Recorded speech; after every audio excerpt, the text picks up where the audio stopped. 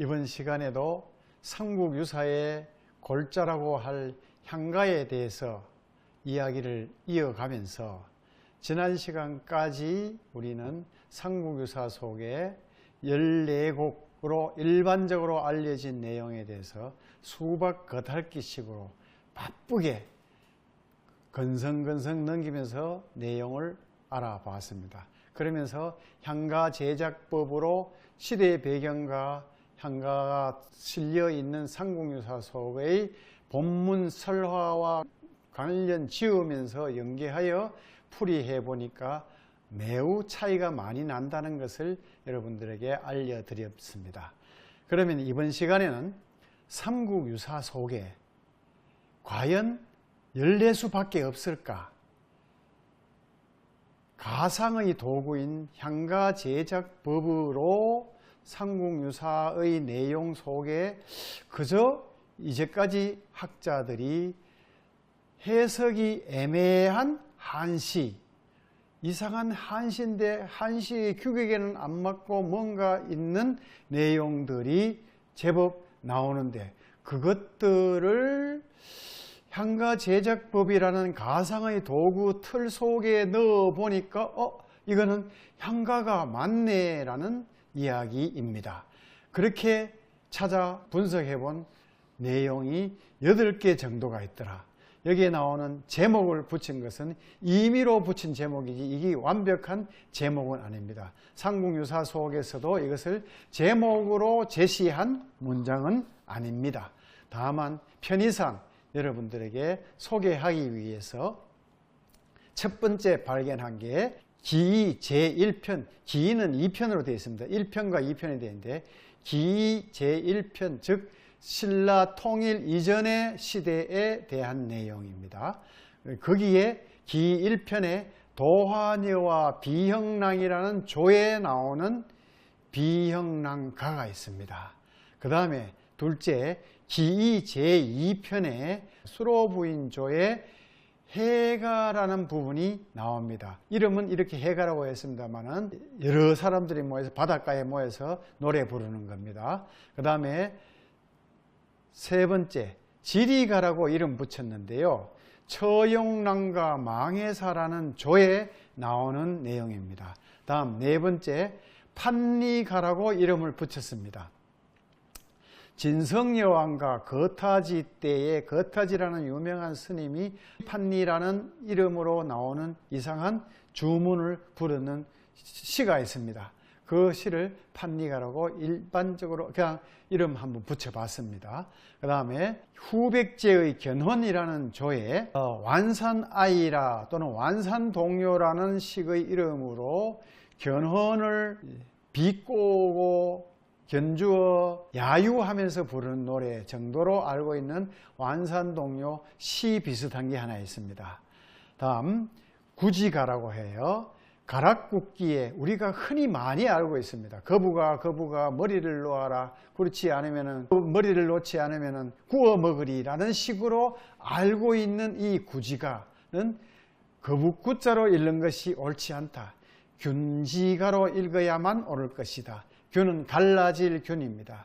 즉 거북 껍질을 이용해서 점을 치면서 흉풍을 점치면서 새로운 뭐에 대한 기원을 할 때의 일종의 주술적인 노래였다라는 것이 때문에 구지가가 아니고 균지가로 해야 된다고 생각하면서 강력하게 주장을 합니다. 가락국이 처음 생길 때, 수로왕이 처음 등장할 때의 이야기입니다. 다음 이 지기가라고 이름 붙였는데요. 의회편에 이해동진이라고 해서 두 명의 해자 이름 붙는 해숙과 해공이라는 분이 속세에서의 아주 기이한 행적을 이야기했는 부분 속에 나오는 부분입니다. 지기라는 불을 내는 귀신이 있었어요.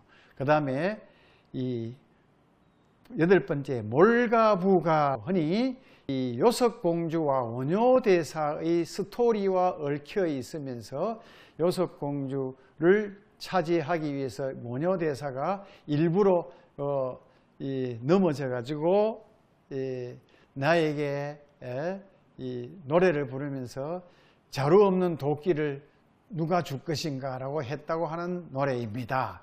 이게 시로만 알고 있습니다. 한시 정도로 알고 있고 하지만은 이것을 그래서 몰가부가 또는 몰가부시라고도 이야기를 하는데, 이거는 요석공주에게 보내는 일종의 원효대사의 아주 함의가 깊은 노래였다. 그래서 이것은 의회의 원효불기, 원효대사는 어디에도 구애를 받지 않고 마음대로 자유자재로 활동하더라는 내용 속에 들어있는 내용입니다. 그러면은 하나하나를 살펴보도록 하겠습니다. 첫째, 비형랑가라 이름 붙였는 내용입니다. 이 내용은 삼국유사 권 제1, 기 제1에 도하녀와 비형랑, 당시 사람들이 이 노래를 지어서 불렀다고 하면서 향속에는 이 글을 써붙여 귀신을 물리친다 라면서 이 내용을 소개하고 있습니다. 그 내용이 중요합니다. 그럼 귀신을 물리치기 위한 노래라는 이야기입니다. 그 내용이 이렇습니다. 성제혼 생자 비형랑 실정 비치제귀중 차처 망류정이라고 해서 오른쪽에는 풀이를 이렇게 해놨습니다. 성스러운 제왕의 넋이 아들을 낳았으니 비형랑의 집이 바로 이곳일세. 날뛰는 모든 귀신의 무리여 이곳에는 함부로 머물지 말라라고 풀이를 했습니다. 그런데 이것을 시대 상황과 이 당시의 이 설화의 배경 등을 종합해서 향가 제작법으로 풀이를 해보면은 성제혼생자라는 말은 그대로 풀이를 해댑니다. 비형랑실정이라는 비형랑이 집에서 정자로 가서 주색에 빠져 논답니다. 그 다음에 비치저귀중, 이 말이 아주 중요한데 이거는 그 비형랑과 관련된 스토리를 모르면 이 말이 나올 수가 없습니다. 바로 진흥왕의 직계 자손들, 진평왕을 비롯한 그 후손들 공주들에게도 이 귀신들이 작동을 한다는 이야기입니다. 날고 뛰는 귀신의 무리들아, 대를 잇는 병이 머무르게 해다오. 남녀관계의 음란함 또는 이걸 다시 말하면은 이 진흥왕의 손자들에게 계속해서 저주가 들어있었어요. 무슨 저주냐? 이 여성들은 남자를 무조건 멀리하고 관계를 하지 않으려 하고 쳐내버리고 하는 상황이 벌어져요. 그래서 선덕왕, 그 다음에 진덕왕, 그 다음에 여왕들이 아들 낳지 못하고 결혼도 같이 안 하고 여러 가지 왕위를 잇지도 못하고 나중에 진평왕대로 진평왕 다음에 그 잇지를 못하고 어쩔 수 없이 태종왕의 왕위가 이어집니다. 그러한 상황 속에서 여성들은 아까 선화공주님에서 나왔습니다만 여성들이 너무도 남녀관계를 싫어하게 돼요. 그러한 병이 들어있으니까 이제는 그 병을 앓지 말고 이제 남녀관계를 아주 좋아하게 해주세요라는 일종의 기도문이라고 이야기를 할 수가 있습니다. 그래서 대를 이어 남자 사랑 멈추게 하라 하는 이야기가 됩니다. 그래서 그 내용은 배경설화를 모르고 이 문장을 읽으면 안 되겠다는 이야기입니다. 다음 해가라는 부분이 있습니다. 이 부분은 삼국유사 권 제2 수로부인조에서 나옵니다. 이 수로부인조의 해가를 풀이하면서 나오는 스토리가 있습니다. 수로부인은 용모가 너무나 아름다워서 깊은 산이나 큰 못을 지날 때마다 여러 차례 신물에게 붙들려 갔다가 돌아오곤 했는데 이때에도 아까 강릉태수가 뭐하러 갑니까? 이 기우제 지내로 가다가 암소 놓고 그 다음에 꽃을 꺾어 바치는 헌화가가 나오는 장면입니다. 이 장면이 바로 헌화가의 노래가 나오는 장면 뒤에 나오는 이 내용이 해가입니다. 해가가 무슨 뜻이냐? 바로 이 수로 부인이 그만 바다에서 올라온 어떤 이상한 놈인데 잡혀 들어가 버렸습니다. 그래서 잡혀 들어가니까 이 지나가던 이 아주 이 지혜로운 노인이 이야기합니다. 예로부터 중구사금이라 그래서 이 여러 사람들의 입으로 이야기하면은 쇠도 녹인다. 그러므로 많은 사람들이 때를 지어 모아서 짝대기로 땅바닥을 치면서 노래를 부르면서 수로 부인을 내어놓아라, 수로 부인을 내어놓아라, 수로 부인이 내놓지 않으면은 널 이제는 완전히 이거 제사 지내는 데 써먹을 거다 라는 식으로 노래를 부르게 했더니 마침내 수로 부인이 되돌아오더라는 스토리 속에서 나오는 이야기입니다. 그러면은 이 내용은 위에서 이야기하면은 거부가 귀호 출수로 거부가 수로를 내놓아라. 이 무슨 말이냐 이 이야기입니다. 그래서 나무 부인이 일반적으로 알려진 풀이는 이렇게 되어 있습니다. 향가 제작법을 적용한 풀이를 보면은 구호가 아니고 균호, 즉 제사 지내기 위해서 거북 등 껍질을 구워서 갈라지는 것이 어떤가에 따라 가지고 길흉을 점치는 겁니다. 길흉을 점치면서 갈라져라 하는 이야기라는 뜻입니다. 갈라져라. 아, 갈라졌구나. 아, 물기를 내라. 이거는 바로 기우제 될 때의 이야기입니다. 그래서 물기를 내게 해달라는 이야기입니다. 수로 부인을 돌려달라는 말과 의미가 중첩되는 이야기입니다. 수로를 내면. 자, 나무 부인을 뺏어간 죄라는 말이 뭐와 같은 말이냐? 더 이상 비가 오지 않는 흉년이 들어서 있으니까 물기를 내어주시도록 해주소서라는 기원의 주술 문장입니다. 그래서 흉년이 들도록 해서 비가 오지 않는 죄가 얼마나 큰데요? 라는 이야기입니다. 그래서 내가 만약 거역하여 물기를 수로 내놓지 않으면은 그래서 막 사람들이 막 장단을 치면서 땅바닥을 두드리면서 수백 명의 사람들이 모여서 치니까 다음 현상이 나타납니다. 그래서 안 내놓으면은 물기를 열어주지 않으면은 즉 기우제를 지내면서 막 사람들이 떼거리를 모여서 막 춤을 치면서 거기서 보면 춤을 치며 땅을 치며 많은 사람들이 굴르면서 노래를 불렀다고 나오거든요. 그게 바로 기우제를 집단 기우제를 지내는 겁니다. 그러면서 이 수로 부인을 내어놓아라는 말은 부인을 내놔라는 말이 아니고 사실은 뭡니까?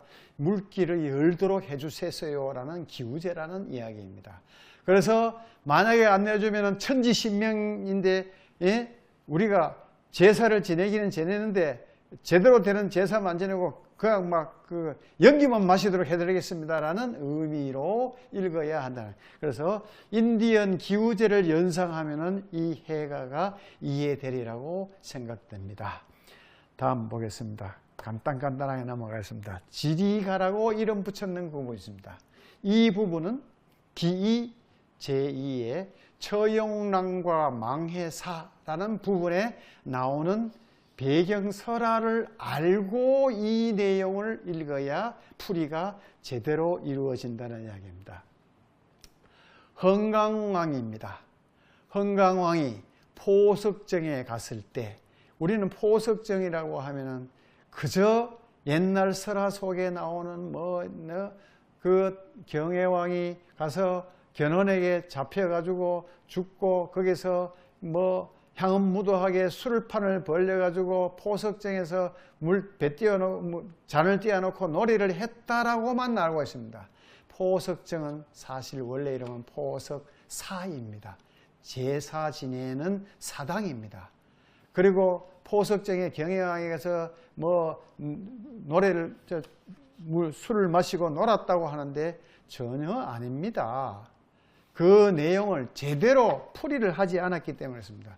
포석사에서 제사를 지냅니다. 나라가 어지러워가지고 선조들에게 제사 지내는 상황입니다. 그 해가, 그때가 언제냐 하면은 음력 11월 말입니다. 음력 11월 말에 술잔을 띄워놓고 그 야외에서 놀이를 했다고요? 불가능한 이야기입니다. 얼음이 오는 거기에 무슨 포석정에서 술잔을 띄워놓고 놀겠습니까? 그러니까 우리는 우리 옛날 이야기를 전부 다 이야기를 읽을 때에 그 시대 상황과 그 앞뒤 정황을 견주지 아니하고 그저 나오는 단어만을 연결해서 그것을 풀이해서 이야기를 하고 해석하다가 보니까 우리는 너무도 잘못 알고 있는 그 이야기가 겉으로 많이 번졌습니다. 이 포석정에 갔을 때 남산의 신이 왕 앞에 나타나 춤을 추었고, 금강령에 갔을 때는 북악의 신이 나타나 춤을 추었고, 동리예전에서 잔치를 할 때는 지신이 나와서 춤을 추었는데, 어법집에서 말하기를 이때에 산신이 춤을 추고 노래 부르면서 지리다 도파 도파, 아주 짧은 문장입니다. 지리다 도파 도파, 요 7글자가 향가입니다. 이라는 노래 했는데, 이런 말들은 대개 지혜로 나라를 다스리는 사람이 미리 알고서 많이 도망하라, 도읍이 장차 파괴되리라는 뜻이다라는 말이다라고 삼국유사에 풀이가 되어 있습니다. 즉 지신과 산신은 나라가 장차 망할 것을 알기 때문에 춤을 추어 이를 경계한 것인데, 나라 사람들은 이를 깨닫지 못하고 도리어 상서로운 일이라 하여 술과 여색을 즐기다가 마침내 나라가 망하고 말았다고 한다. 어법집이라는 책이 지리가와 처용가를 설명하면서 신라 망국을 공식적으로 언급하고 있는 겁니다. 이 내용이 삼국유사에 나옵니다. 이 배경설화를 읽지 않은 상태에서 지리가에 나오는 내용만을 그냥 뜻은 모르겠는데 그냥 지리다 도파 도파, 지리다 도파 도파라는 일종의 주문부호 내지는 이 불교적 만다라 용어로 나만 생각해서 풀이를 하지 않고 그냥 넘어갔습니다. 지금까지 모든 풀이가 지리다 도파 도파, 지리다 도파 도파가 그렇다는 이야기입니다. 그 내용이 삼국유사 속의문을 일반적으로 풀이를 이렇게 합니다. 그저 불교적 다란이 부호처럼 여겨 별다른 뜻이나 풀이나 해석을 하지 않고 그냥 넘어갑니다. 아니면은 지혜로 나라를 다스리는 사람들은 미리 안다, 많이 도망하라, 도읍이 장차 파괴될 것이다 라고 풀이를 해놨습니다. 이렇게 되어 있습니다. 지금 현재 일반 풀이에는 이렇게 되어 있습니다. 이것을 향가제작법으로 적용을 하게 되면 지리다 도파 도파, 즉 지혜로 다스리라, 도파 도파, 도읍이 도시 또는 수도, 도읍이 파도가 친다, 깨진다, 날아간다, 도읍이 파도치고 도읍이 파도치고 깨지니 빨리 지혜롭게 다스려라 라는 이야기입니다. 지혜롭게 다스리라는 일종의 스님, 유명한 스님이 임금에게 지혜로 다스리라, 지혜로 다스리라, 도읍이 무너질 것이니 지혜로 다스리소서라는 것을 내려줬는데, 이거 뜻도 모르고 그저 주문 부호인 줄도 모르고 다란이 부호인 줄 알고 그냥 이 글자를 한자로만 읽어가지고 지혜로 나라를 다스리면 미리 안다, 많이 도망하라, 도읍이 장차 파괴될 것이다 라고만 풀이를 했다라는 이야기입니다. 다음 넘어갑니다. 판니가라는 부분이 있습니다. 삼국유사에 판니가라고 이름을 붙였지만 과연 이 이름이 맞는지는 모르겠습니다. 삼국유사 권 제2, 기 제2의 처용랑과 망해사에 나오는 배경설화가 아까 나왔는 이야기입니다. 지리다 도파 도파에 나오는 배경설화 속에 이 판니가가 또 나옵니다. 자, 포석정에 갔을 때 아까 전에 이야기했지요. 이렇게 했습니다. 자, 이렇게 이야기하고 있는데 이 판리가에서 삼국유사에 이런 데 나옵니다. 원문이 나옵니다. 남무망국 찰리나제 남무 판리 소판리 우우사마간 부우 사바가 이렇게 되어 있습니다. 이걸 이야기하면서 오른쪽에 하면서 나무망국 하니까 전부 다 별다른 해석합니다. 나무아미 타불 할 때 나무다. 망국은 나라 망한다. 그 다음에 찰리나제 이 배경설화 그대로만 이야기하고 이거에 대한 폐석이 없습니다. 판리 소판리 인용하면서도 그냥 판리 소판리라고 했더라 라는 정도만 합니다. 우사막한 이것도 불교적 언어 정도 내는 다라니 용어 정도로만 풀이하고 넘어갑니다. 부의사바카도 그냥 사바하라는 마지막 우리 요즘 뭡니까 불교에서 기도할 때 사바하라고 이야기하는 사람입니까? 그거로만 인정하고 넘어가 버렸다는 이야기입니다. 이 내용을 향가 제작법으로 따듬어 풀이를 해보니까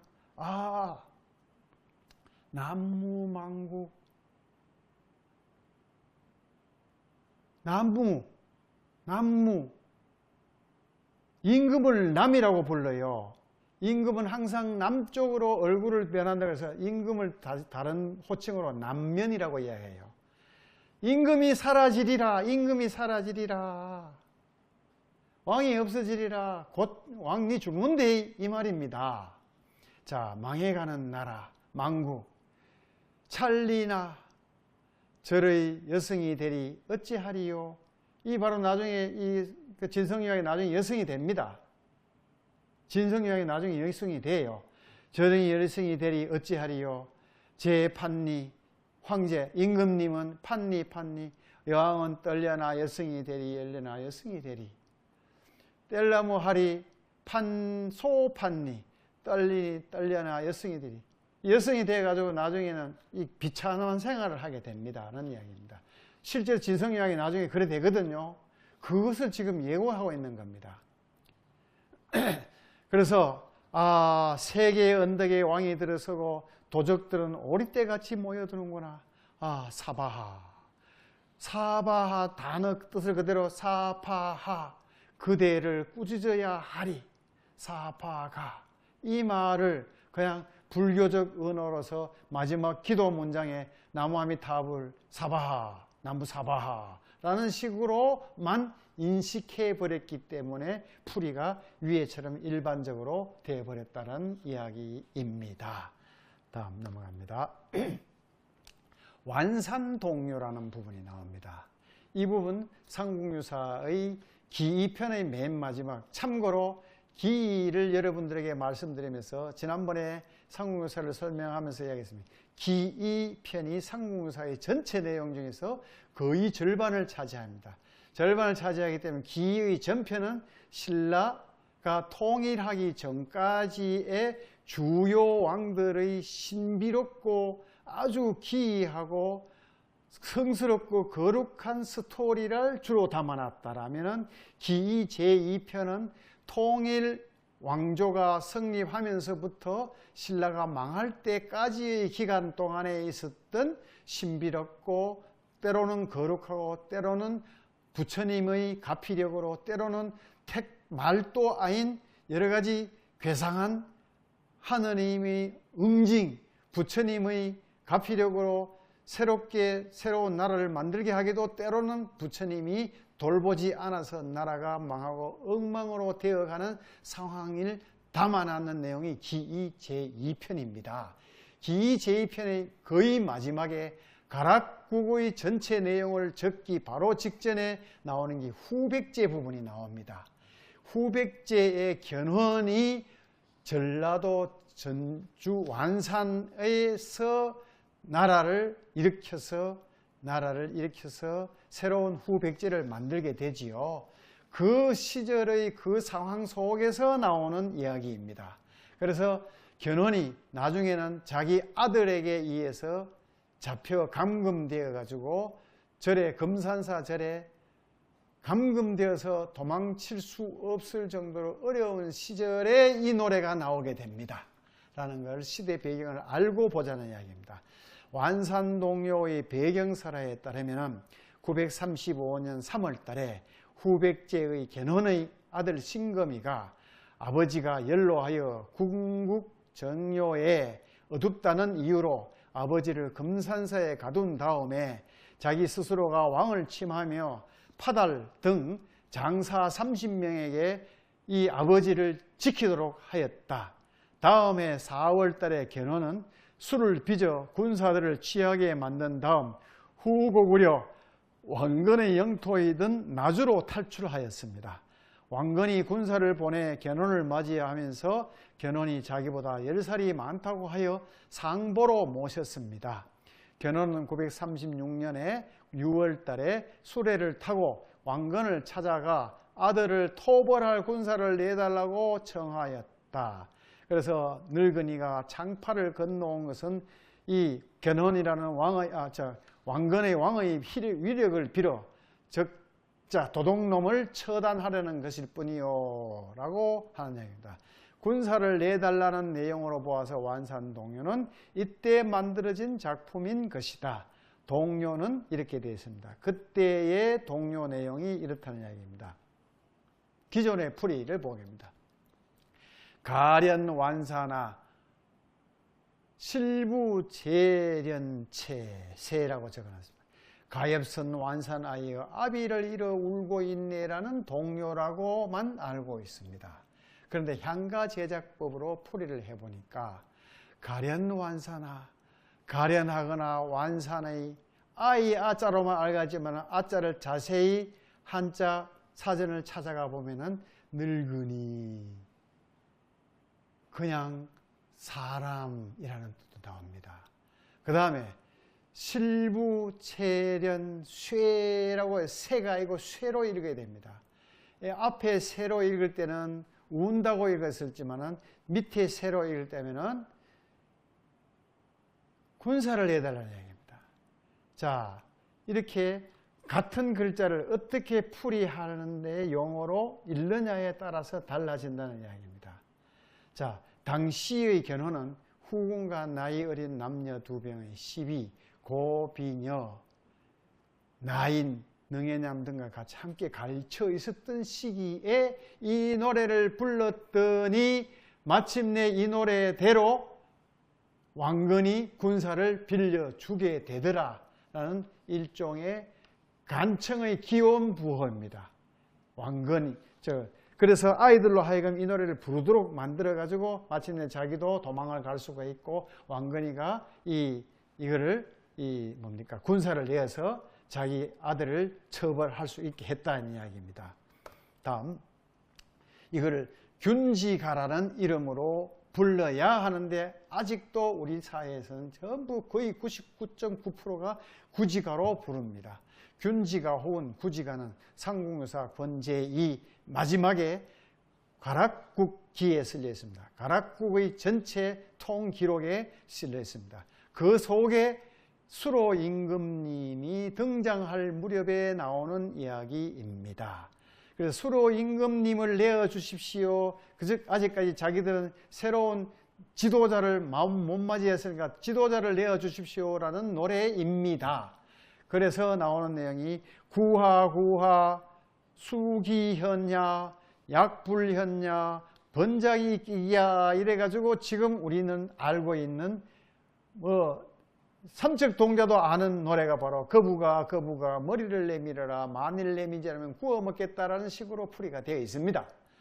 그러나 향가제작법을 풀면은 구하가 아니고 균하 즉 갈라짐이 어떤 거 즉 제사를 지내기 위해서 거북을 구워가지고 그 갈라지는 모양을 보고 길흉을 점치는 상황을 말합니다.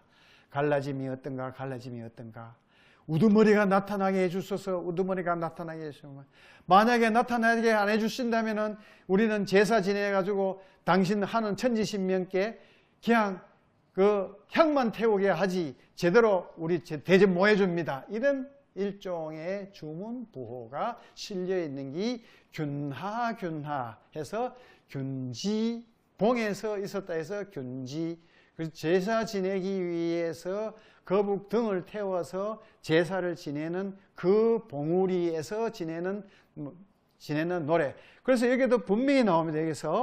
여기서 수많은 9개의 칸들이 모여서, 국칸이 모여서, 지도자들이겠죠. 9 지도자들이 모여서 사람들을 데리고 많은 산꼭대기에서 짝대기를 땅을 두드리면서 했더니 마침내 비고란에 이른 마침내 하늘에서 자줏빛 줄기가 내려와서 알이 나와서 6개의 알이 되었고 제일 큰 알이 그 김해의 가락국의 시조가 되었다라는 스토리에 나오는 내용입니다. 그 스토리에 그 수로왕이 등장하는 스토리에 나오는 노래가 바로 이 노래입니다. 즉 지도자를 내어주십시오라는 간절한 기원문이 바로 균지가라고 저는 강력히 주장하는 바입니다. 다음 넘어갑니다. 지기가라고 해서 삼국유사 이해동진에 나오는 겁니다. 여기에서는 삼국유사에서는 살짝 언급됩니다. 그러나 이 지기가의 스토리가 연계돼서 나와야 하는 내용들이 다른 책에 나와 있는 내용과의 관계 속에서 이 지기가에 나오는 이야기를 풀이를 해줘야 된다는 이야기입니다. 그래서 이 지기라는 사람의 이야기가 나옵니다. 이 지기라는 사람의 이야기가 삼국유사 속의 스토리에는 이런 내용이 나옵니다. 시기는 신라 환리의 여인이다. 선덕 여왕의 단음하고 미려한 모습을 사모하여 선덕 여왕이 지기의 호소에 사랑하는 마음이 잠시 되살아나 만나보기로 하고 여왕이 절에 향을 피우러 갈 때에 그를 불러 향을 피우고 나올 때니 영묘사 탑 앞에서 기다려라 하고 갔어요. 갔는데 지기는 탑 앞에서 기다리다가 그만 여왕을 기다리다가 잠이 들어서요. 잠이 들어가지고 있으니까 여왕이 나오다 보니까 지기가 잠이 들어 있으니까 여왕이 살포시 자기의 팔찌를 꺼내 지기의 가슴에 얹어놓고 나왔어요. 삼국유사 스토리가 이랬습니다. 나왔어요. 그런데 지기가 잠에서 깨어보니까 팔찌만 얹혀있고 선덕 여왕이 사라져버렸어. 요즘 말로 성질난 지기는 자기 불을 못 이겨가지고 불기신이 되어서 온 나라를 돌아다니면서 불을 태우기 시작하게 됩니다. 그래서 어쩔 수 없이 왕은 술사에게 명하여 주사, 즉 일종의 주문부호, 불이 더 이상 나지 말도록 해주소서라는 기원문을 지어던 향가를 짓도록 했다는 이야기입니다. 그래서 이 주사를 문과 벽에 붙여서 집집마다 화재를 막았다라는 내용입니다. 이 내용이 스토리가 다시 똑같은 내용이 좀 더 자세하게 나오는 게 신라 수의전이라는 책에 있었던 것을 조선 때의 권문회라는 사람이 대동운부군옥에 전제하였습니다. 대동운부군옥에 수록된 내용입니다. 그래서 이 지기가 성질이 나가지고 막 그랬거든요. 그런데 삼국유사에서는 이 내용을 간단하게 마지막에 이 장면만 소개합니다. 밑에 해석 풀이를 보기 전에 밑에 비고를 먼저 합니다. 삼국유사에서는 해공스님의 특이한 이적을 설명하면서 언급하고 있는데 해공스님은 이런 사람입니다. 아주 대단한 사람입니다. 죽어서 산길에서 죽어서 시체가 되고 살이 썩어났는데 성 안에서는 술에 취해 노래하고 춤추는 스님을 보게 되었어요. 그리고 또 어떤 날은 해공이 풀로 새끼를 꼬아 영묘사, 아까 영묘사 했지요. 선덕여왕이 갔던 절이 있잖아요. 영묘사에 들어가 금당과 좌우에 있는 경루와 남문의 요 내용은 삼국유사 그대로 나옵니다. 남문의 기둥에 묶어놓고 사흘 후에 풀도록 하였는데 이상히 여겼지만은 사람들은 그 말에 쫓아서 해공스님이 시키는 대로 거기에다가 묶으라는데 묶어놨어요. 묶어 놨더니 3일 뒤에 해공 선덕여왕이 행차하러 왔다가 이 절에 와서 지기가 성질이 나서 불을 냈는데, 절도 불나고 다른 데도 다 불났는데 새끼를 꼬아서 붙여놨던 자리에만 불이 나지 않더라라는 이야기가 나옵니다. 그때에 등장하는 내용이 이겁니다. 지기 심중화, 지기 마음의 불이, 요신변 화신, 타오른 몸이 변해 화신이 되었네. 유이창해외, 옮겨가라 검푸른 바다 바깥으로, 불견불상친 보지 말라 서로 사모하지 말자 라고 하면서 불을 끄게 해주소라는 일종의 소방 기원문이라고 이야기를 할 수 있겠습니다. 그래서 이 앞뒤 설화의 내용을 전혀 모른 채로 그냥 문자로만 읽으면 뜻이 안 돼요 라는 것을 강조하고 싶습니다. 다음 녹음에서 마지막에 삼국유사 속에 발견한 8곡 중에 요석공주가 라고도 하고 몰가부라는 이름으로 많이 회자되고 있는 내용입니다. 이 스토리는 일반 사람들도 대부분 다 알 겁니다.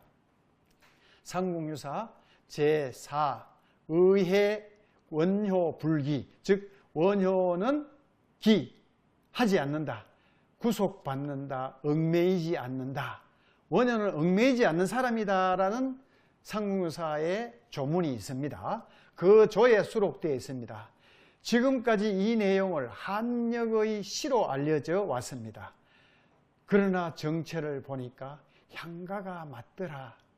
태종무예왕 제위기 때에 만들어진 기다는 이야기입니다. 스토리를 보면은, 자, 태종무예왕 때에 요석공주는 바로 진흥왕의 현손녀가 됩니다.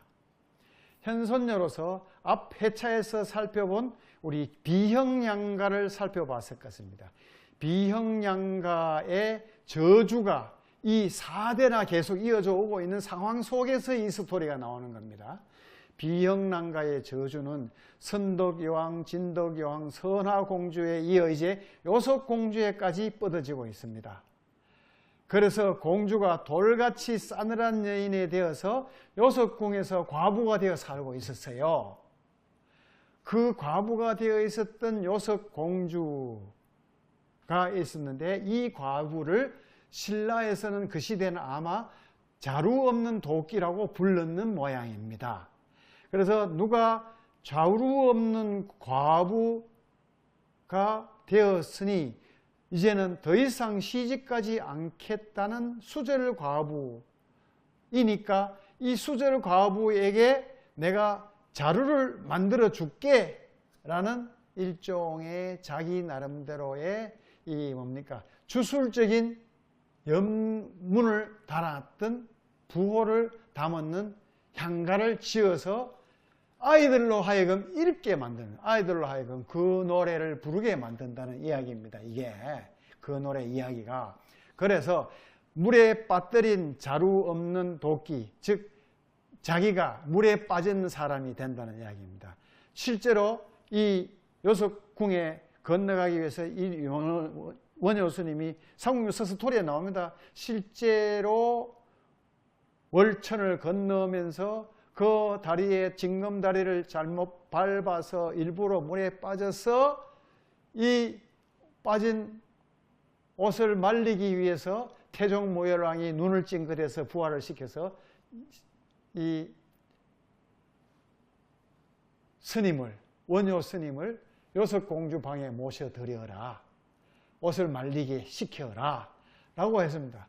그 말은 태종무열왕의 뜻도 알아차렸고, 원효대사가 그 전에 아이들로 하여금 노래 부르게 했던 이 향가의 의미도 서로서로 알았다는 이야기입니다. 그래서 마침내 요석공주와 관계하여 낳은 아들이 너무나도 잘 알고 있는 설총이라는 분입니다 라는 겁니다. 그 앞뒤 관계 속에서 신라 왕녀들의 저주의 사슬이 묶여 있었던 상황 속에서 저주의 사슬을 풀고 원효대사가 이 향가를 지어서 마침내 자기도 요석공주의 원도 풀어주고 아이를 낳게 하고 자기도 새로운 이 신라를 이끌어 나갈 성스럽고 위대한 성인인 설총을 낳게 했다는 스토리 속에서 나오는 향가였다는 이야기입니다. 그러면 그 내용을 봅시다. 딱 10글자로 되어 있습니다. 수호몰가부 아작시천주. 누가 이제까지 풀이를 했습니다. 몰가부라는 이름으로 이제까지 기존 해설서에서는 누가 자루 없는 도끼를 내게 주려는가? 나는 하늘 떠받칠 기둥을 찍으리 라고 간단하게 한자 단어대로만 풀이를 했다는 이야기입니다. 이거를 향가식으로 풀이를 해보면 그 속에 보험과 청언들이 들어있다는 이야기입니다. 그래서 누가 힘껏 자맥질해 자루 없는 도끼를 꺼내겠는가?